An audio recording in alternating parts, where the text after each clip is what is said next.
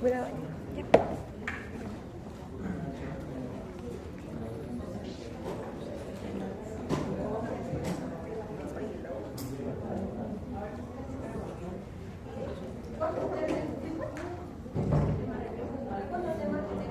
Con este 8. Con este 8. No, me con este 8. Que no lo paso. Este lo va a pasar.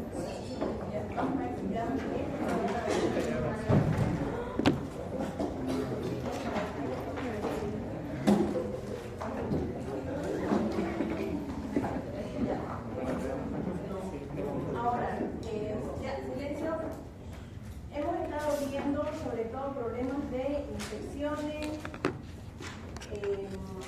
traumas, hemorragias, pero el sistema nervioso central también presenta problemas degenerativos que tenemos entre los más frecuentes el Parkinson, tenemos el Alzheimer, la demencia. Hay distintos tipos de demencia, el Alzheimer es una de ellas. Y además también tenemos enfermedades cariciales que se producen por falta de cierta vitamina o de ciertos componentes de los cuales el cerebro se nutre. Bien, eso vamos a ver si avanzamos o no, pero bueno, por ahora vamos a avanzar para y dependiendo, lo voy a revisar para ver si mañana avanzamos en otro o ya nos quedamos aquí. Vamos a ver. Bien.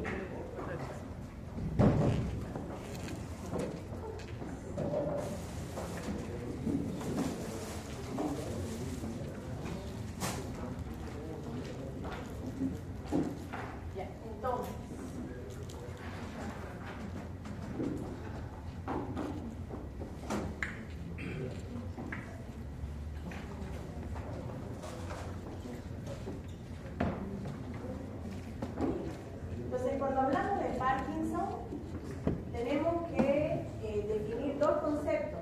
Uno es la enfermedad de Parkinson y otro es el parkinsonismo. ¿Bien? En general, ambos se caracterizan porque hay temblor, rigidez muscular, lentitud en los movimientos o bradicinesia. Bradi, ustedes saben que quiere decir lento, ¿no? Y cinesia quiere decir movimiento, entonces lentitud en los movimientos y lógicamente hay alteración de los reflejos musculares. La enfermedad de Parkinson es un síndrome clásico, motor, lleva el nombre de quien la describió, James Parkinson, en 1817, y esto, la enfermedad de Parkinson, es catalogada como una enfermedad primaria. Y es lo que estábamos hablando, la postura, inflexión, rigidez de los músculos, el paso, la caminata, tiene pasitos cortos y le cuesta arrancar a la persona, como vamos a ver más adelante, y las facies que se tornan inexpresivas, ¿no? Y el parkinsonismo, esto es secundario, puede ser a medicamentos, antipsicóticos, y además puede ser secundario también a traumatismos, ¿bien? Y esto es secundario. Entonces la enfermedad de Parkinson es primaria y el parkinsonismo son los síntomas que hay muy similares a la enfermedad, pero secundario a algún otro efecto que no es el característico de la enfermedad, como vamos a ver más adelante. Epidemiología y etiología es la segunda enfermedad neurológica degenerativa después del Alzheimer. Afecta más del 1% de la población por encima de 65 años, aunque puede haber también enfermedad de Parkinson en personas más jóvenes, pero es muy raro.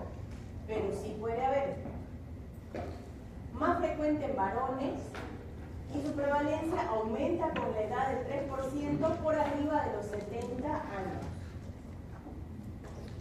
La etiología, hay factores concluyentes de que existe un factor genético involucrado, o sea, tener antecedentes de familiares con enfermedad de Parkinson. ¿Qué es lo que vamos a ver en la anatomía patológica? La despigmentación de la sustancia negra en el mesencéfalo.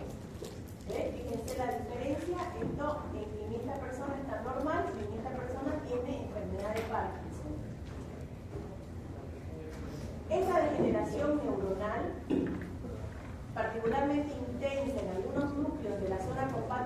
sustancia negra en el núcleo dorsal del vago, que es el locus ceruleus o el núcleo basal de Meyler. Los cuerpos de Lewy de la generación neuronal pueden localizarse también en las asas intermedios laterales simpáticas y los ganglios simpáticos, pero esto es lo más llamativo, que es lo que vimos anteriormente en la anatomía patológica, ¿no? Que causa esa decoloración.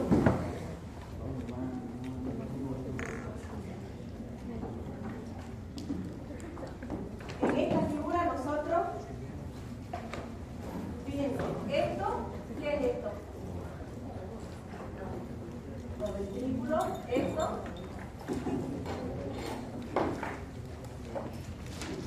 ¿Qué es esto?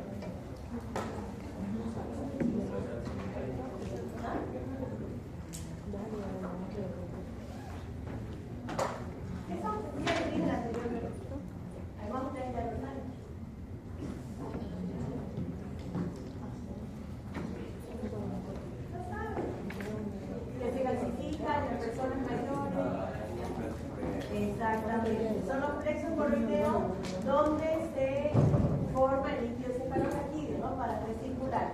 Y lo que estábamos hablando anteriormente, fíjense acá en un dibujito que es lo mismo que se ve en la tomografía: cuerpo estriado, putamen y núcleo caudado, que es esta zona de aquí.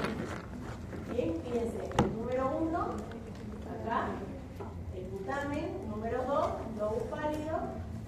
El número 3, el núcleo caudado, el mismo celeste de aquí. Y el número 4, la ínsula.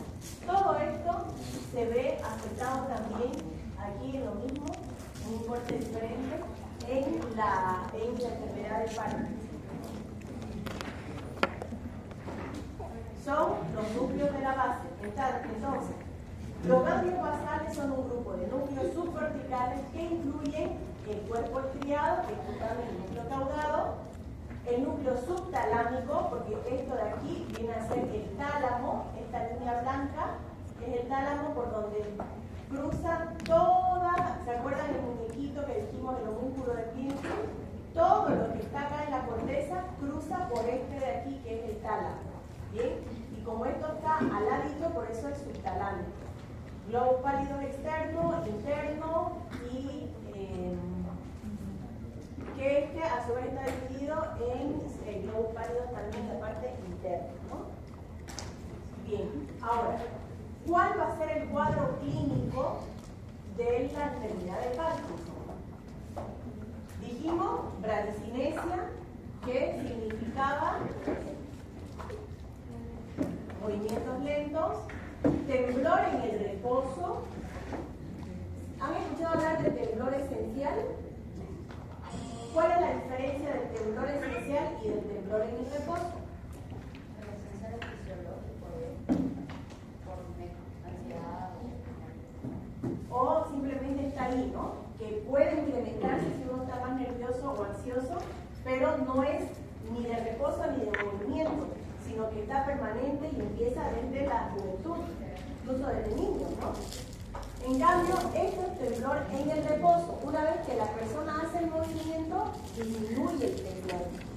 Rigidez, inestabilidad postural, que esta inestabilidad postural lo que hace es tiende a la flexión, tanto de la columna, de las extremidades superiores e inferiores. Además, microfagia, fascia de máscara, que es la que se llama también fascia de póker. ¿Por qué? Porque por la rigidez pierde expresión. Disminución en el parpadeo, babeo, voz apagada, disfagia. ¿Qué es disfagia? Y puede haber bloqueo motor, que es el freezing, que sobre todo se manifiesta cuando va a empezar la marcha, y es el bloqueo, que la persona se queda ahí y necesita un estímulo visual para poder arrancar la marcha. Estas son motoras. No motoras, anosmia. ¿Qué es anosmia? no puede sentir Que no huele.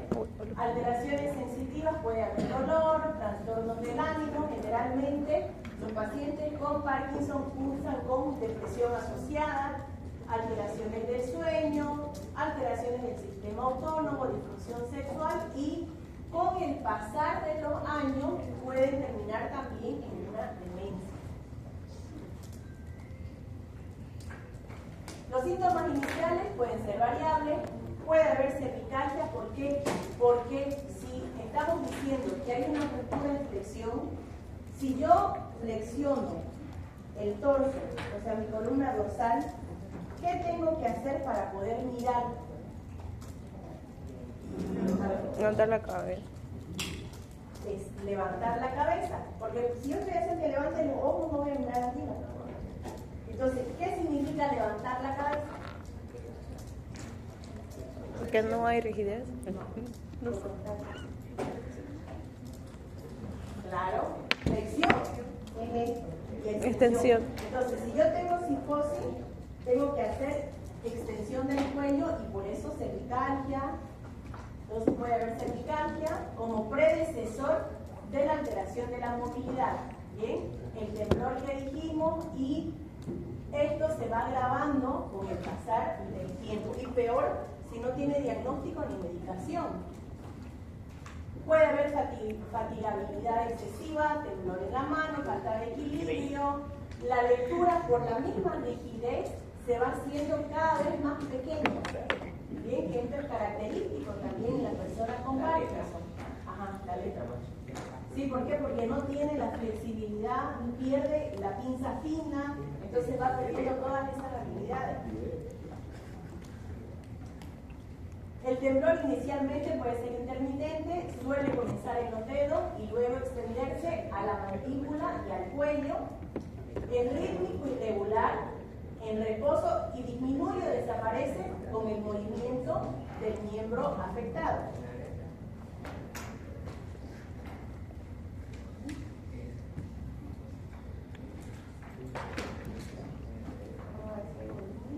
Yo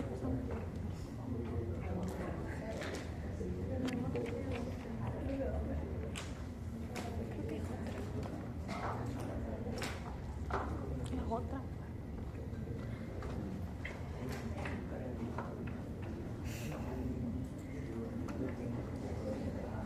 Bueno, ya ustedes lo ya. Pero es un video del examen físico de Parkinson, ¿ya? Bien, la bradicinesia afecta también, lógicamente, no solamente la marcha, sino todo el organismo. ¿Bien? En la cara vamos a tener una fase inexpresiva, disminución del parpadeo, enlentecimiento del habla, alteración en la deglución y en la masticación, por eso también el babeo. ¿Por qué? Porque tenemos la deglución alterada. Entonces nosotros no nos babeamos porque estamos permanentemente tragando saliva. Algunos comida. Entonces, eso es una de las causas del babeo. ¿Bien? No porque aumenta tanto, sino más bien porque no estamos tragando. Y lógicamente eso también afecta a la masticación. La rigidez muscular va a mostrar una rigidez en rueda dentada mayor en las regiones proximales. O sea, ustedes le hacen como hacen el examen físico. Ustedes quieren hacer la extensión o la flexión, y esta no va a ser cuando hay hipertonía, hay una resistencia permanente que ustedes no logran vencer, o si logran vencer es permanente. ¿Bien? En cambio, en rueda dentada va a ir cediendo poco a poco, como una rueda dentada. Eso quiere decir en rueda dentada. ¿Bien?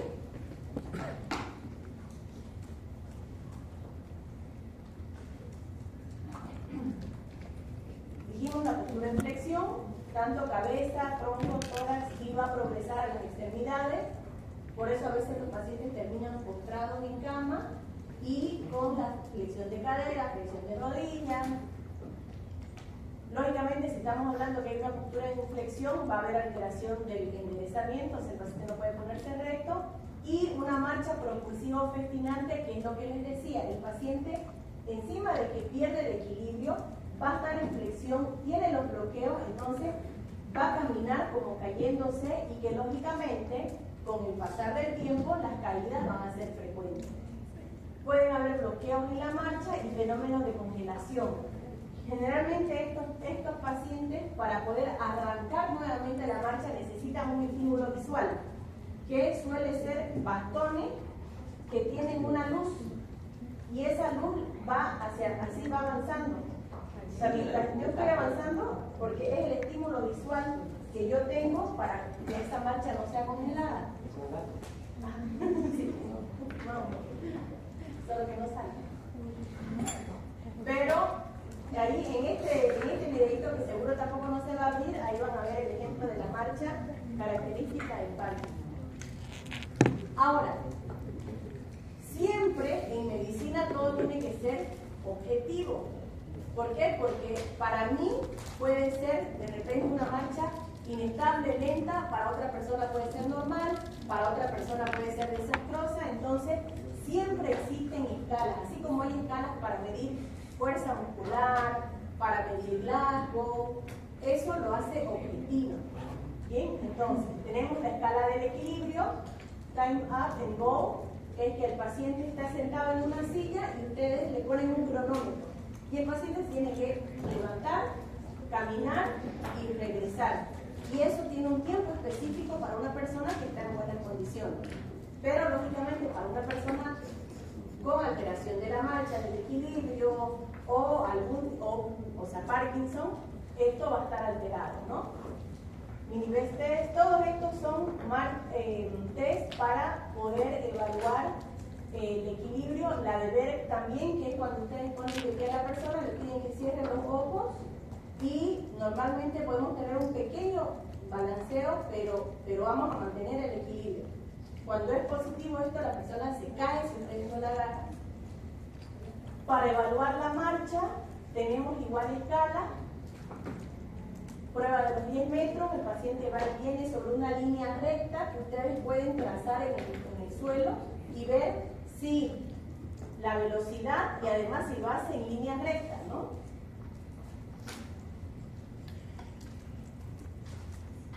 Test de alcance funcional mide la distancia que un paciente puede alcanzar con su brazo extendido mientras permanece de pie sin desplazar los pies. Este test predice caída cuando es menos de 10 centímetros. Fíjense, ustedes paran a la persona y hacen esto.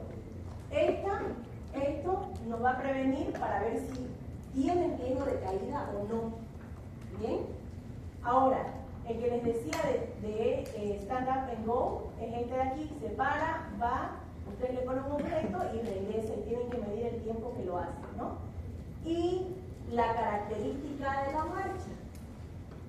Ya hablamos al inicio, cuando hablamos de semiología, que hay diferentes tipos de marcha.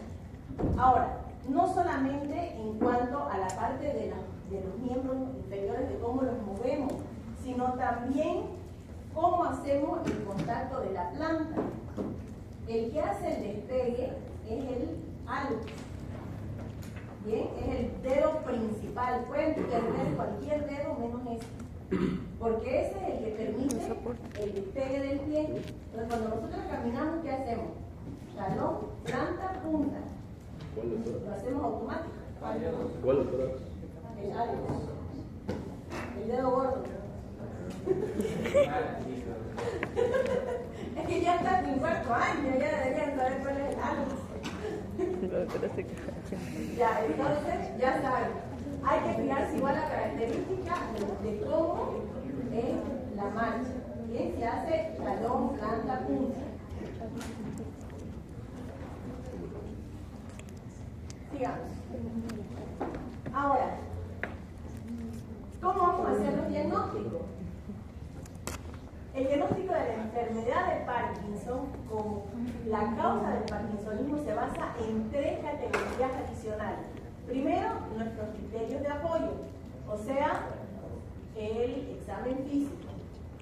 Criterios de exclusión y signos de alarma, que son los que deben contrarrestarse con los de apoyo y van a permitir nuestro diagnóstico de la enfermedad de Parkinson con el examen físico. Entre otros síntomas hay disfunción vegetativa, puede haber estreñimiento, hiperhidrosis, disfunción eréctil en los varones, alteraciones en la dicción, la ciatorrea, la salivación es excesiva, pero como dijimos medicación. ¿Bien?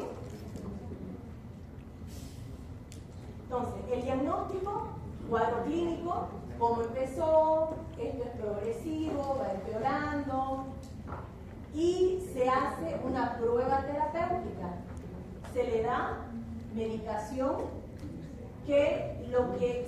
si con la medicación esta mejora, entonces ahí tenemos también nuestro diagnóstico. ¿Por qué? Porque nos acaba de definir, ¿no?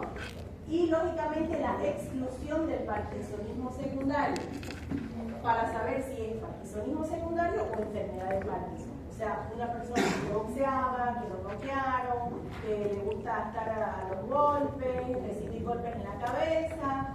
Entonces, lógicamente, y joven, probablemente no va a ser una enfermedad de Parkinson, sino más bien un parkinsonismo, ¿no?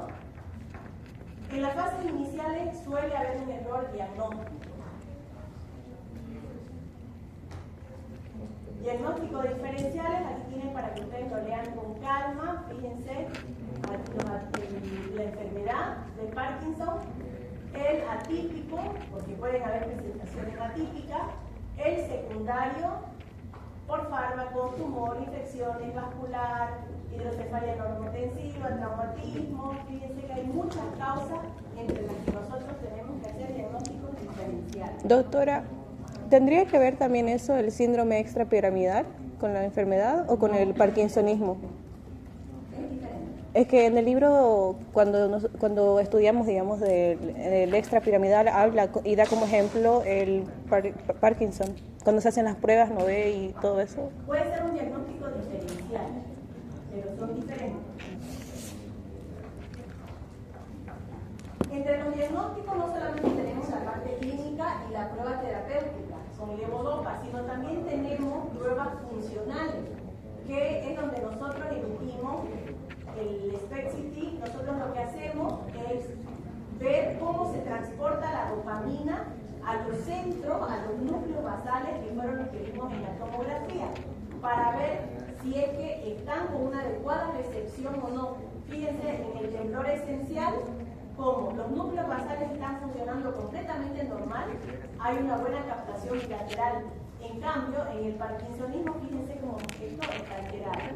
¿Bien? La fluoroscopía también es un estudio funcional donde, fíjense, en un control normal, fíjense cómo se iluminan ambos núcleos basales de forma normal. Parkinson temprano, fíjense que hay menos captación en un lado y mucho menos en el otro. Y ya en un Parkinson avanzado, fíjense cómo apenas se dibujan los núcleos basales. Estas son pruebas funcionales, ¿no? Donde vemos la captación ahí, que es totalmente diferente a una tomografía o a una resonancia. Ahora, el pronóstico. Estamos hablando de una enfermedad que es progresiva, que no tiene cura. Se trata de controlar sobre todo, pero es una enfermedad lastimosamente progresiva. Afecta las actividades de la vida diaria y genera dependencia. ¿Cuáles son las actividades de la vida diaria? Son 5. Alimentación, higiene,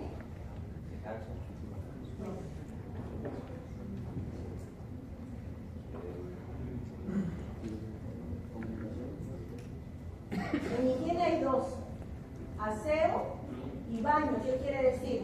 Aseo es afeitarse, peinarse, lavarse los dientes, y ya baño, lógicamente, es bañarse, ¿no? Y ahí van 3. ¿Qué más hacen todos los días? Comer, dormir. ¿Pero qué dijimos en la educación? Hablar, comunicar. Comentar, ¿no? ¿Ya dijimos? ¿Ya dijimos? ¿Cambiar? Vestimenta. Y la otra es caminar, ¿no? Movimiento. Esas son las 5 básicas, las 5 actividades de la vida diaria, que ustedes siempre las van a ver cuando vean alguna evaluación funcional. Siempre van a escuchar hablar de las ABD, que son actividades de la vida diaria, que existen igual escalas para medir qué actividades uno puede hacer y si es dependiente, semidependiente o independiente. Bien, entonces, lógicamente la alteración de esta va a generar dependencia de terceras personas. El Parkinson sin tratamiento puede tener una sobrevida de 10 años sin tratamiento y representa una mortalidad 3 veces mayor que la población en general, porque generalmente por sobreinfección. Y el tratamiento con la levodopa, lógicamente, ha mejorado la sobrevida, ¿no? Pero mientras más temprano, mejor. Fármacos que podemos dar: anticolinérgicos, amantadina, levodopa, antagonistas dopaminérgicos, inhibidores de la MAO, y en última, ya ahora se está utilizando lo que es el tratamiento quirúrgico, ¿no? Ya más moderno.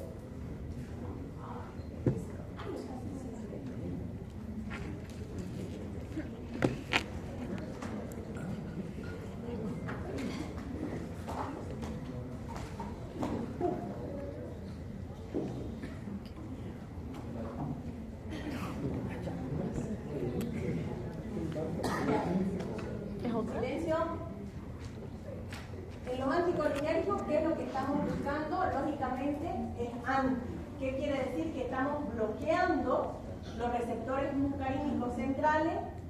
En las fases iniciales puede utilizarse como monoterapia. Puede producir, sí, alteración de la memoria, estados confusionales, alucinaciones. Por eso es que no se utiliza de primera línea.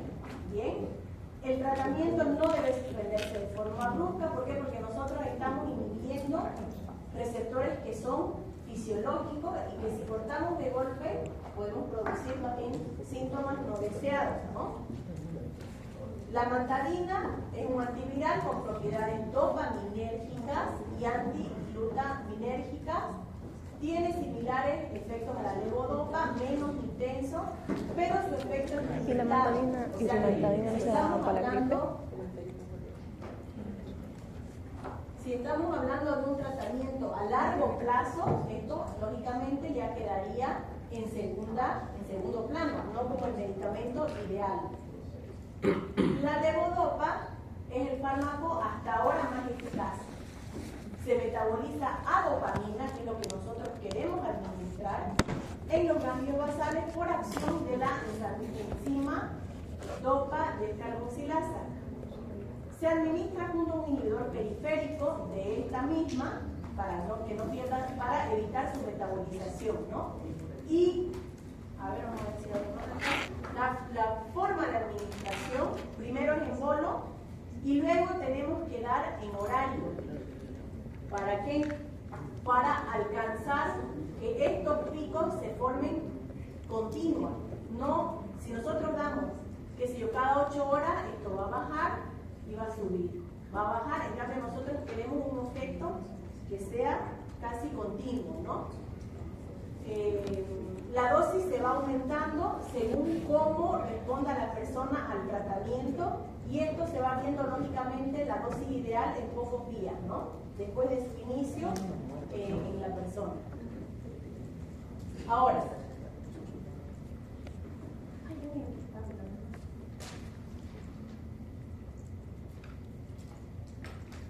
dijimos que por la alteración del equilibrio, por la mala postura, por la flexión, tenemos caída. Por lo tanto, nosotros cuando un paciente va al consultorio no solamente tenemos que hacerle una receta y decirle váyase, sino que tenemos que darle también, pautas de alarma, que quiere decir, mire, si este medicamento no funciona, hay que hacer esto.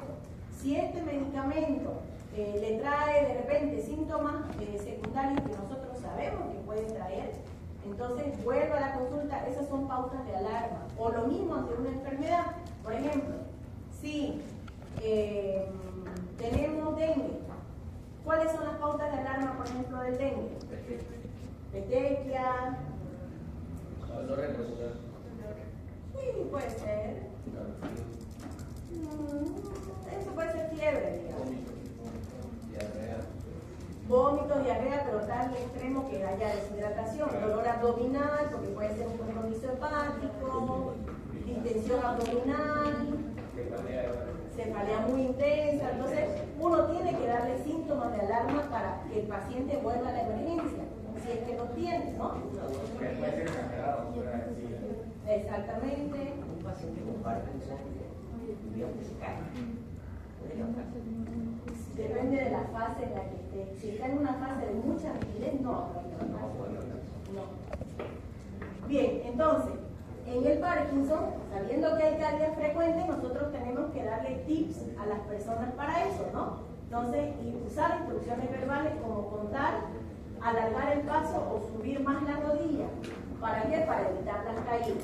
¿Bien? ¿Por qué? Porque lógicamente decirle que en su casa no tienen que haber muebles chicos que le produzcan riesgo de caída, alfombra, trapitos, bordes en los baños, señales visuales que dijimos, por ejemplo, lo del bastón, para que con la parte visual evite el bloqueo que va a haber en la marcha, valorar el miedo, lo que le supone caminar, y lógicamente dejarse ayudar, evitar situaciones estresantes, o sea, decirle que no se preocupe, si tarda, no importa, lo importante es que no se caiga. Aprovechar el momento del pico de la medicación para exponer a pacientes en espacio. ¿Por qué? Porque dijimos que la medicación va en pico. Entonces, si yo sé que voy a salir, coordinar el horario para que el máximo pico de acción, exactamente, y anticipar los recorridos con la mente. Es decir, bueno, voy a caminar hacia allá, que más o menos van a ser unos 15 pasos. O sea, planificar y tener un contacto visual para evitar ese bloqueo de la marcha, ¿no? Y lógicamente tener un ayudamarcha que puede ser un bastón, un burrito. Ay, se acabó.